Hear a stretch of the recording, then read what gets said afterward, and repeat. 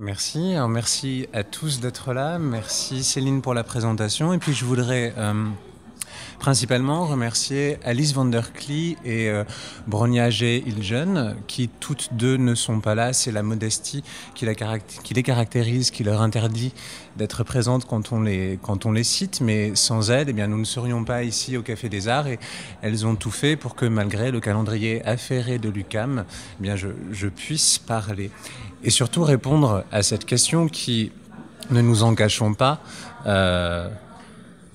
est sur toutes les lèvres depuis maintenant que la conférence a été annoncée. Une question brûlante: Éric Chevillard, Olivier Hervy et Jean-Louis Bailly sont-ils de mauvais blogueurs? Cette question, vous vous en doutez, je ne l'affronterai pas. Je vais en fait la prendre à rebours, la contourner pour inverser l'expression qui la fonde et vous proposer d'abord de voir ces trois blogueurs comme étant des blogueurs un peu mauvais, gentiment méchants, sarcastiques ce qu'il faut, dans leur écriture pointue pour susciter et aviver notre plaisir de lecteur. Et ce sera, si vous voulez, ma façon en fait de les présenter, puisqu'il le faut bien, de les introduire en vous proposant de les considérer comme membres tous trois d'une communauté de mauvais garnements, pour reprendre le mot soufflé par Jean-Louis Bailly lui-même. J'ai cité Jean-Louis Bailly, et c'est donc par lui que je commencerai. Entre avril et septembre 2008, il publie en ligne sur son blog 1209 nouvelles impassibles qui reprennent et repensent à neuf l'entreprise des 1210 nouvelles en 3 lignes publiées par Félix Fénéon en rez-de-chaussée du journal Le Matin entre mai et novembre 1906. Alors, autorisés par le jeu de la réécriture, les micro-nouvelles de Bailly ne font économie d'aucun travers de notre univers saturé de dépêches. Chacune des 1209 nouvelles réécrit un fait divers ou une information, même la plus insolite, avec pour seule contrainte thématique qu'il s'y passe quelque chose et pour seule contrainte formelle que cette nouvelle trouve à se loger dans la limite de 140 caractères.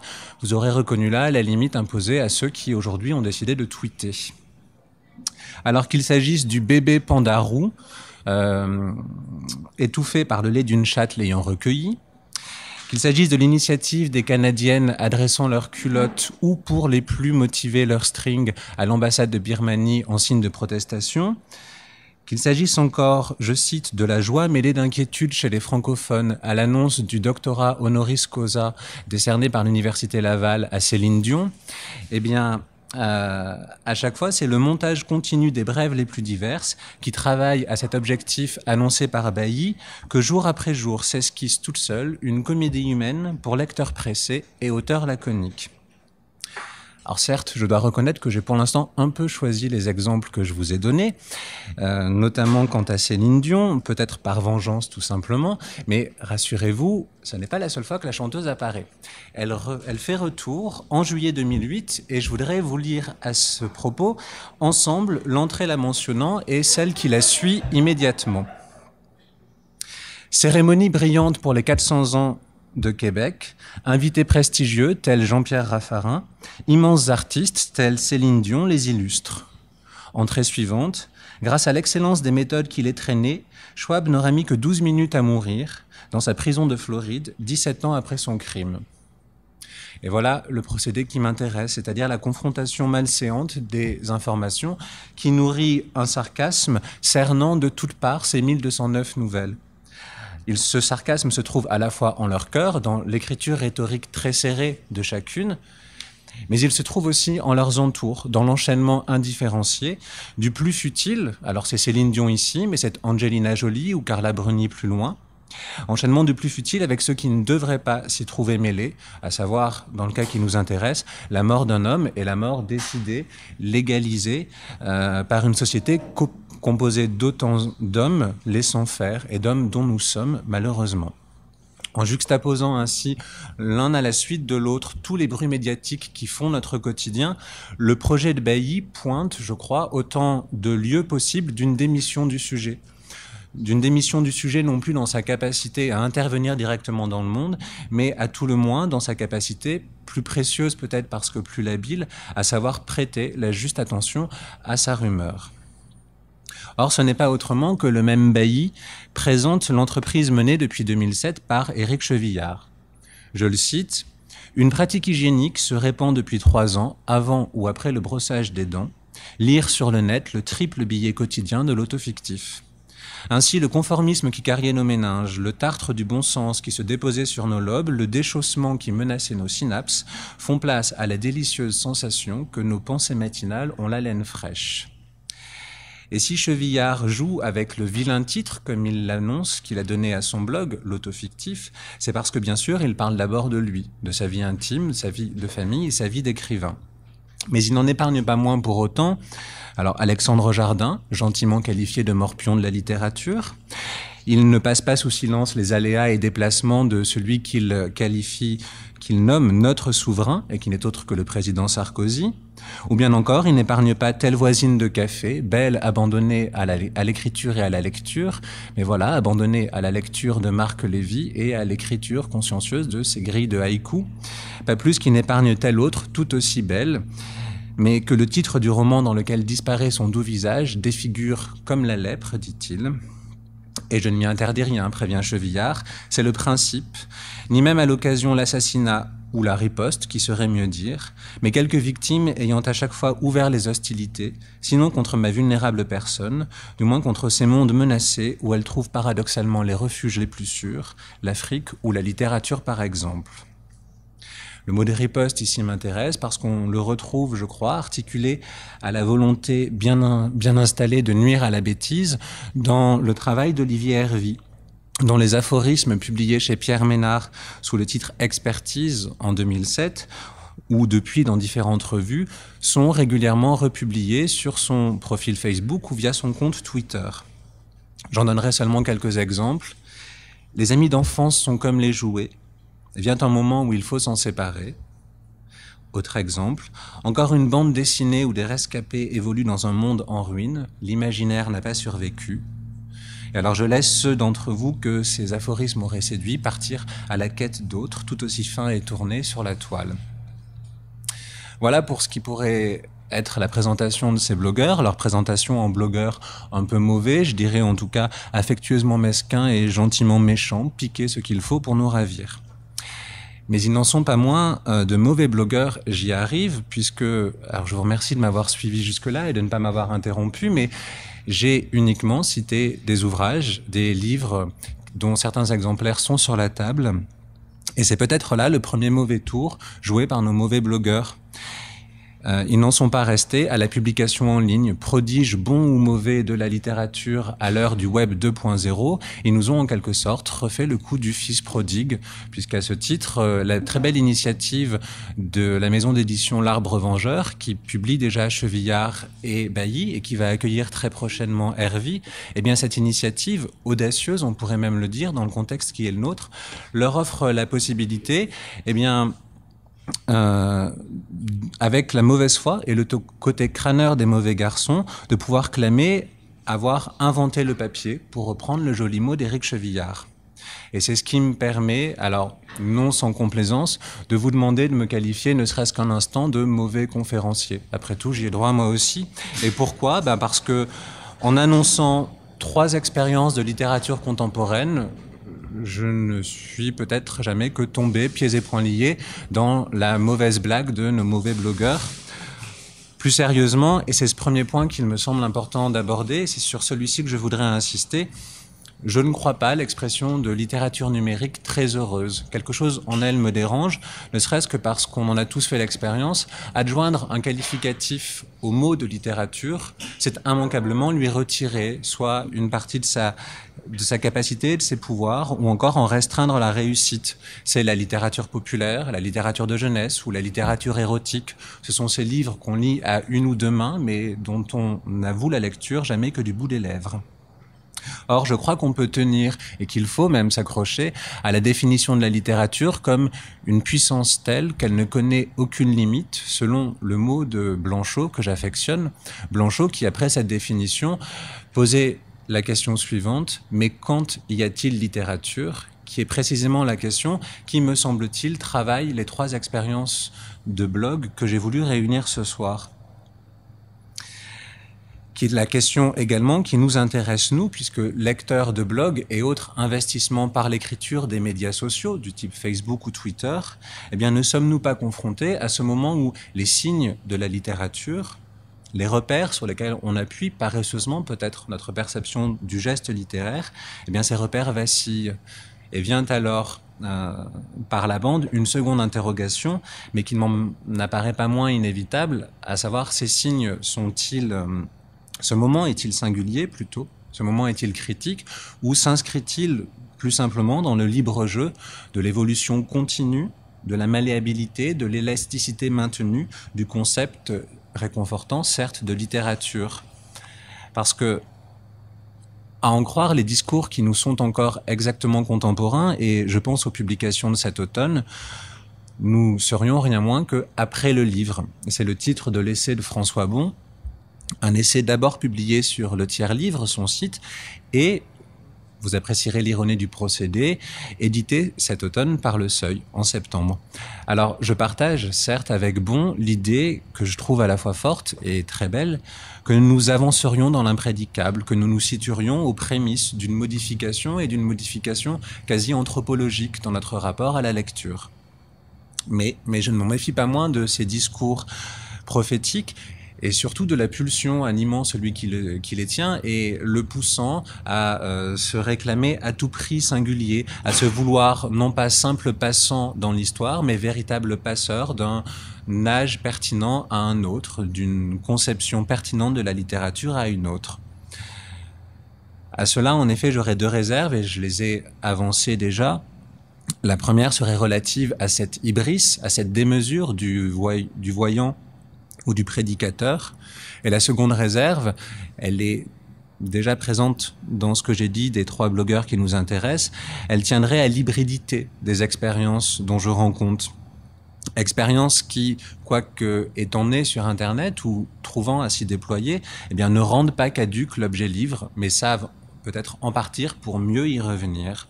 Comme le pose Chevillard, un livre sera toujours le terme logique de mes entreprises, et c'est un principe qu'on peut, je crois, étendre aux deux autres auteurs dont je parle ce soir. Alors reste que cette question du livre, cette question de la littérature, de la définition de la littérature qu'elle prend en écharpe, eh bien, nous intéresse. Elle nous intéresse, nous qui ne sommes pas écrivains, ou qui, si nous écrivons, le faisons avec tout le respect et tout l'investissement affectif qu'emporte le mot d'amateur. Et puis elle nous intéresse, nous lecteurs, nous qui avons fait de cette activité de lecture, non pas notre métier, je crois que le mot serait étrange, mais en tout cas qui avons reconnu en quoi la lecture et la littérature nous occupent dans tous les sens du verbe occuper, et en quoi nous préoccupent plus fortement encore peut-être, avec quelle force mêlée d'inquiétude, la question de son devenir. Et c'est cette question qu'il me semble pertinent de poser aux trois expériences de Chevillard, de Bailly et d'Hervy. Elle n'est pas forcément thématisée par eux, mais on sent qu'elle les parcourt. Alors, certes, pourquoi ces trois auteurs, me direz-vous, et j'aurais peut-être dû d'ailleurs commencer par là, parce qu'un tel choix peut bien sûr apparaître restreint. Alors même que, et c'est la chance et la plaie d'Internet, ce médium confronte à la multiplication des écritures, à des expériences littéraires entre lesquelles, il faut bien le reconnaître, il est souvent délicat de faire son chemin. Ainsi, pourquoi ne pas avoir mentionné le blog tenu irrégulièrement par Catherine Mavrikakis, dont les archives ont été publiées l'an dernier chez Héliotrope, ici à Montréal, sous le titre « L'éternité en accéléré ». Alors on pourrait questionner ce titre, j'aurais même envie d'en proposer un autre, et il me semble que le blog de Catherine Mavrikakis, édité, aurait pu s'intituler « Nouvelle mythologie », mais voilà, le titre avait déjà été choisi pour un recueil ô combien moins intéressant, dirigé par Jérôme Garcin. Et si je propose ce titre-là, si j'active la référence barthésienne, c'est pas par obsession personnelle, mais c'est parce qu'il me semble que Catherine Mavrikakis renoue avec l'attention qui était celle de Barthes dans les mythologies à la fin des années 50, une attention à notre quotidien et à ce qui va ou ne va pas de soi plutôt dans ce quotidien. Attention maintenue qui cherche toujours à préserver les voix dissidentes et discordantes des sujets que nous sommes. Autre belle illustration des potentialités du blog, peut-être plus ingénieuse en ce qu'elle confronte une photographie, un texte et une musique, plus exigeante assurément en ce que les textes publiés sont longs, Ils sont déconcertants au sens vif du terme, au sens noble de ce qui peut être déconcertant. Je songe à l'autopsie du quotidien qui est hébergée sur le serveur blogspot.com. J'en dirai quelques mots, ou plutôt je reprendrai ceux de la présentation. Les gestes les plus quotidiens se décortiquent, s'opacifient, voire deviennent objets de désir, comme l'expliquent les deux instigatrices, les deux investigatrices de ce blog, celle qui prend la photo et celle qui trouve les mots. Alors, ne croyez pas que je convoque ces deux exemples, ces deux autres exemples de blogs au hasard. Je les mentionne d'abord parce qu'il me semble nécessaire d'en partager le plaisir de découverte et de lecture, mais j'en parle ensuite parce que leur volonté de faire corps avec le quotidien entre en résonance avec les écritures de nos trois blogueurs. En effet, qu'il s'agisse du triple billet quotidien de Chevillard, du fait divers réécrit chez Bailly, de l'aphorisme tel que pratiqué par Hervey, eh bien, tous trois sont articulés à un même désir de saisir le quotidien, à la fois dans l'infinité et la variété de ses signes, mais aussi dans l'infimité de ses manifestations et de ses variations. C'est une inflexion, c'est un geste, c'est parfois un seul automatisme verbal qu'il s'agisse d'épingler. Alors d'épingler comment? Là voilà la véritable question. Eh bien, je répondrai de l'épingler en se faisant à la fois loup et écureuil, si vous voulez bien accepter que par ces deux métaphores animalières peut-être incertaines, eh bien je pose les repères des prochaines directions que je voudrais aborder. Le loup et l'écureuil, le loup donc d'abord. Alors qu'est-ce que c'est que faire le loup? On le sait, on ne fait jamais aussi bien le loup que dans la bergerie. Et ce sera ma première considération quant au choix d'investir le médium Internet comme une façon d'occuper le terrain, et un terrain où se joue quelque chose de brûlant. Parce qu'Internet, c'est ce village global, ainsi que le présente Jean-Louis Bailly, ce village sans plus aucune frontière et qui en appelle à ce que Chevillard désigne comme la nécessité, je le cite, d'intervention dans le deuxième monde que constitue aujourd'hui Internet, point si virtuel qu'on le dit. J'éviterai tout amalgame parce que bien sûr, chacun des auteurs intervient pour une raison qui lui est propre. Et les esprits chagrins, peut-être même encouragés par l'auteur, pourraient dire de Chevillard que c'est le petit nombre de lecteurs de ses romans qui le pousse à chercher à tout prix à élargir sa diffusion. Mais de cela, Chevillard, le premier, n'est pas dupe, et ce, dès la première année de l'autofictif. Cette page quotidienne, écrit-il, rencontre un succès qui me vexe. Voudrait-on, perfidement, me faire savoir que mes travaux d'écriture ne sont lisibles qu'à dose homéopathique?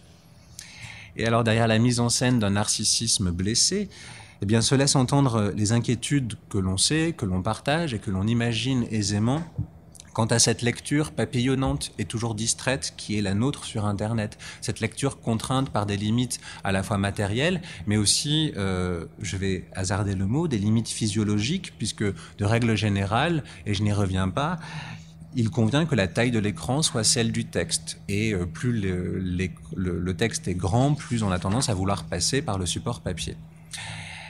Eh bien, c'est ce qui m'intéresse, c'est cette exigence de brièveté, parce qu'elle est certes imposée par le support de publication, mais il me semble qu'elle forme nœud. Elle forme nœud au sens où elle constitue à la fois un obstacle et un foyer. Alors pourquoi un obstacle? Parce que on sait, on connaît le peu d'estime dans lequel est tenue la forme brève.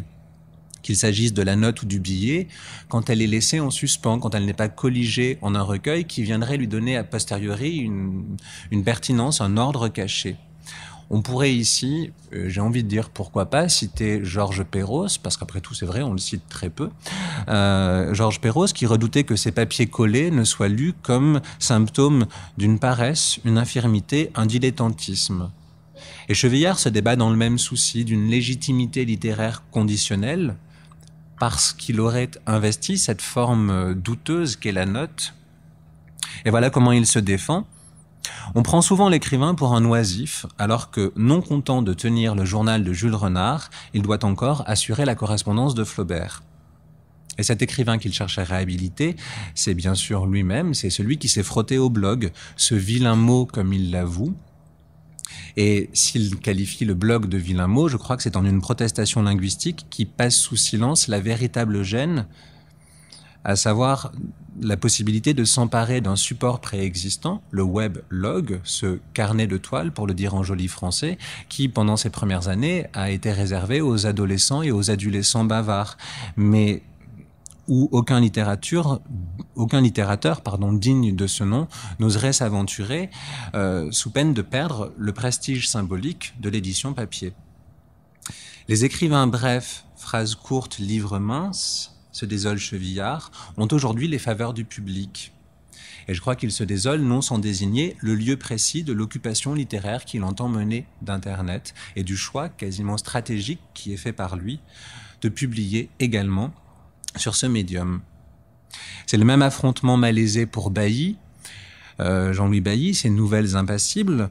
Les faits divers dont il s'empare proviennent pour beaucoup des fils de nouvelles en continu sur la toile, mais leur montage en un dispositif littéraire mime et mine le terrain sur lequel il mène l'attaque.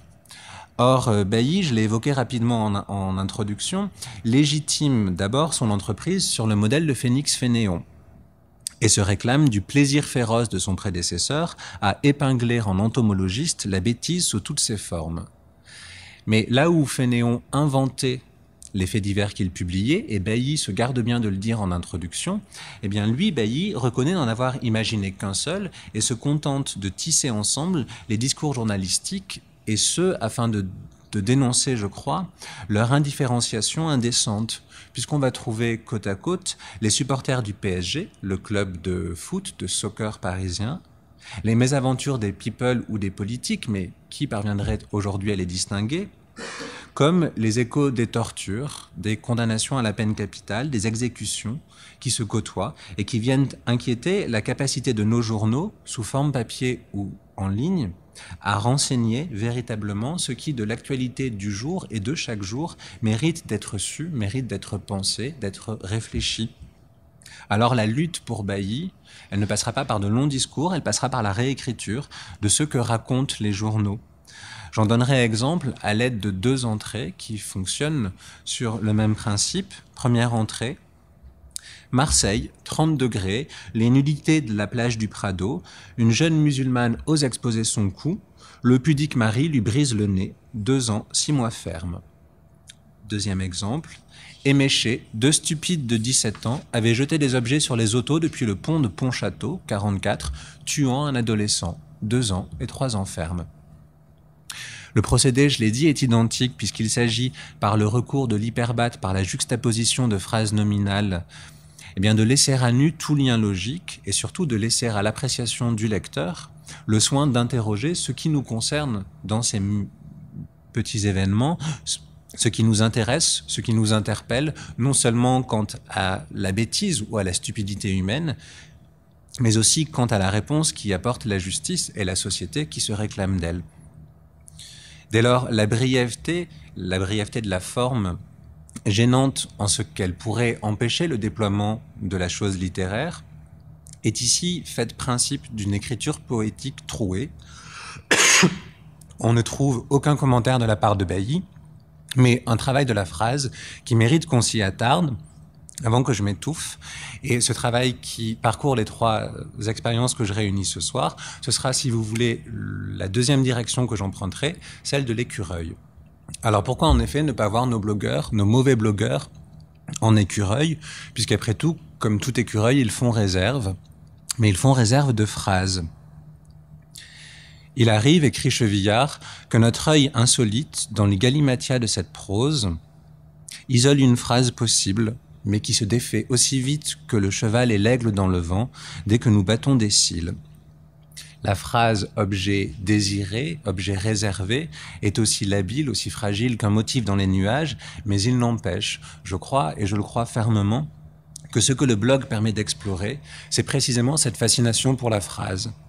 Une fascination pour la phrase qui n'est pas le propre de nos 3 blogueurs, qui définit peut-être le moment linguistique dans lequel nous nous situons, la phrase bien faite, avec son cerne, avec son galbe, que l'on tienne le côté de l'écrivain, à qui il revient de chercher une phrase, selon l'expression de Pierre Alféry, ou que l'on prenne le parti du lecteur, de celui qui doit trouver cette phrase ou se laisser trouver par elle. Et pourquoi la phrase m'intéresse? Pourquoi la poser comme objet choisi? eh bien, c'est qu'elle noue, je crois, un accord entre le travail de l'écrivain, son corps à corps avec la matière langagière, et cet affrontement symétrique mené par le lecteur dans le désir de reconnaissance qui travaille sa lecture.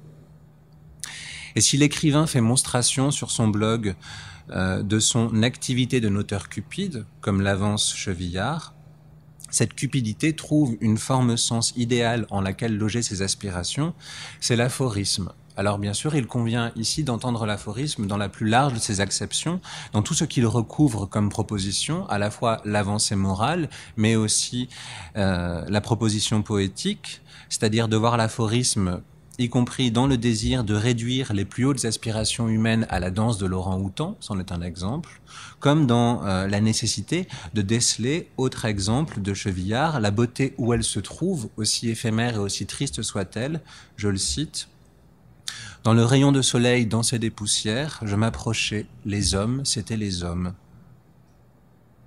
Alors certes, cet énoncé clos de l'aphorisme, refermé sur lui-même et sur la promesse de sens qu'il noue, ne va pas sans ambivalence. D'abord parce que cette phrase courte, voulue dans sa forme et dans la perfection de sa forme, eh bien rien n'en assure la réussite. Rien n'est plus hasardeux que la bonne ou la belle phrase. L'aphorisme cinglant, si électrique et vivace la veille encore, peut bien se retrouver mort sur la page, et au doute émis par Chevillard, on peut adjoindre, je crois, ceux du lecteur. Après tout, nous sommes nous-mêmes incertains quant à la tenue d'une phrase, ou plus encore quant à son avance. Qu'est-ce que l'avance d'une phrase? J'entends par là sa capacité à découper une perception, à avancer un sens que nous viendrons habiter plus tard. Ainsi, de cette phrase que je lis chez Olivier Hervy, « Pieds nus, elle refait la vitrine du magasin de chaussures », l'avance d'une phrase, c'est aussi sa possibilité de cadrer le rectangle provisoire d'un intelligible tout aussi provisoire du réel, et d'Hervy toujours, je citerai cette phrase, la tapisserie à son brouillon, à son dos. Alors reconnaître une phrase, qui est notre activité à nous, lecteurs de ces blogs, ce n'est pas, j'y insiste, ce n'est pas forcément s'y reconnaître. Sans quoi, eh bien, lecteur de l'autofictif de Chevillard, il nous faudrait, nous aussi, être père de famille, écrire chaque matin dans le même café, croiser la même joggeuse en caleçon rose au coin du parc et être obsédé par le gros célibataire qu'on aperçoit au coin de ses méditations. Reconnaître une phrase, ça n'est pas cela, c'est accepter ce doigt pointé en direction de notre quotidien, cette suggestion d'un regard porté en dehors des coordonnées de la vue apprise. L'ultime affrontement alors de nos mauvais blogueurs, c'est l'affrontement qu'ils mènent entre deux matières sensibles mais d'une étoffe différente, le monde et l'écriture, les choses et les mots. Et c'est ici que je voudrais mentionner Pérec, quand bien même on pourrait trouver ce rapprochement un rien étrange, je veux le croire pertinent, et je citerai l'introduction à l'infraordinaire. Pérec écrit « Ce qui se passe vraiment, ce que nous vivons, le reste, tout le reste, où est-il ? Ce qui se passe chaque jour et revient chaque jour, le banal, le quotidien, l'évident, le commun, l'ordinaire, l'infraordinaire, le bruit de fond, l'habituel, comment en rendre compte, comment l'interroger, comment le décrire. Et gardons ce chapelet d'interrogations fragiles en mémoire afin de les confronter à l'entrée de l'autofictif suivante. Chevillard écrit « Que font les gens ? Que faites-vous? Quelle substance, quotidiennement, heure après heure, travaillez-vous? Et quelle tournure cela prend? Il faut bien que le temps soit aussi une matière, ou bien décidément nous ne faisons que passer au travers. » Et on le sait, on ne frappe pas une mouche avec un marteau, pas plus qu'on essaye d'écraser une noisette avec, répondrait l'écureuil. Et derrière ces deux petits aphorismes que j'improvise ici, que je tente à tout le moins, eh bien, je voudrais dire la nécessité d'adapter ces outils à cet objectif, d'adapter la langue à la volonté de saisir ce que Pérec avait nommé l'infraordinaire et ce qui habite, je crois, à différents titres, les trois blogs dont je parle. Et s'il s'agit bien pour nos blogueurs de chercher Noise au monde, de lui chercher querelle, eh bien, c'est en choisissant soigneusement ses armes, et c'est à l'aune de la question énoncée par Chevillard, combien d'aphorismes pour tenir le monde en coupe réglée, qui ne dit pas une tentative de possession du monde, mais une tentative d'organisation, même précaire, de son sens. Et alors, cette façon de demander à l'aphorisme de tenir le monde en coupe réglée, témoigne, je crois, en tout cas manifeste, appelle une confiance en une forme, qui est celle de la phrase, du peu de mots qu'elle risque, et qu'on devrait lire, je cite encore Chevillard, à travers la plus étroite fente des paupières.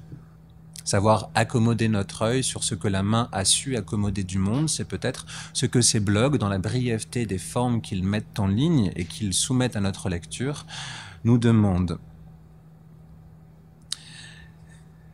Dès lors, parce qu'il est temps de conclure et parce que j'attends la discussion qui pourra suivre, eh bien c'est sur cet accord autour de la phrase que je voudrais finir.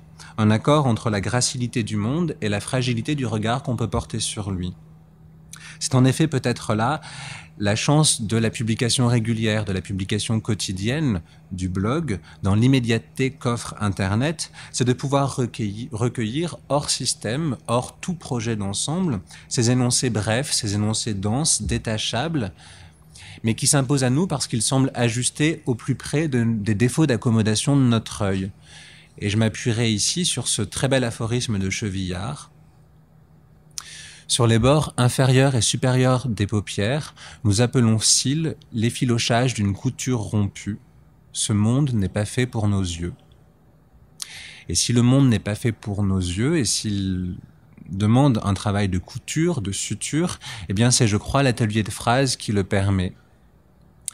Il s'agit là de venir déposer une confiance en la littérature, d'en faire une réserve, non plus une réserve d'écureuil, mais bien une réserve ni plus ni moins que de vie, et une réserve dont on peut venir, à sa guise, ensuite, plus tard, se saisir. Tel un néon, l'aphorisme s'allume, brille, clignote, puis s'éteint. Et mystérieusement, un jour, plus tard, on ne saura jamais pourquoi, se rallume. C'est sur ce mode de l'intermittence et sur cette capacité du billet, de l'aphorisme à venir nous retrouver plus tard, que j'en finis. Je vous remercie.